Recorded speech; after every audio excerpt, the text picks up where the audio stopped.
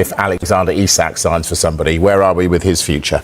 He was pictured at the Newcastle training ground this morning, spent 3 hours inside the training ground. This is the first time that he's been there since he headed to Spain, headed to his old club, Real Sociedad, for a personal training camp. And this comes just over 48 hours since Newcastle rejected a bid of over £100 million from Liverpool. We understand he was in the training ground receiving treatment for a thigh injury. Newcastle do not want to sell him. They value him at £150 million. I told you, I think for 2 weeks now, that Alexander Isak wants to go to Liverpool. Just to give you some context. How can you think that Alexander Isak doesn't go to train, doesn't go to pre-season tour with Newcastle without having a contract ready with Liverpool? It's quite obvious that the contract is not a problem, is not an issue. It's absolutely obvious.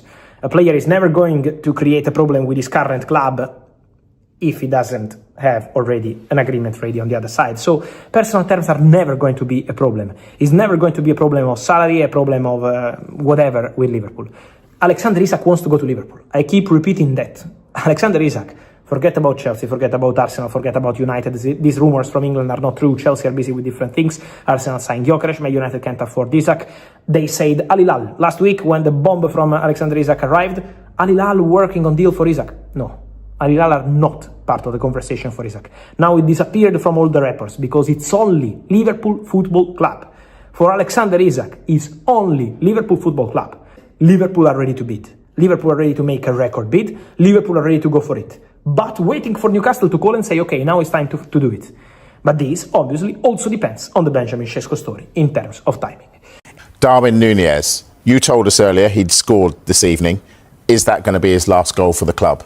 Potentially. What's actually fascinating as well, Liverpool have released their team. They're playing at 8 o'clock as well. There's 2 friendlies taking place against Athletic Club. They won the first one 4-1. Darwin Núñez scored within the first few minutes. They've named the team for the second match, and it's very clear looking at this. This is going to be very close to Liverpool's starting 11 for the start of the season. They take on Crystal Palace on Sunday in the Community Shield, and then Bournemouth live on Sky Sports next Friday. And Hugo Ekitike looks like he's going to be the striker for that first match.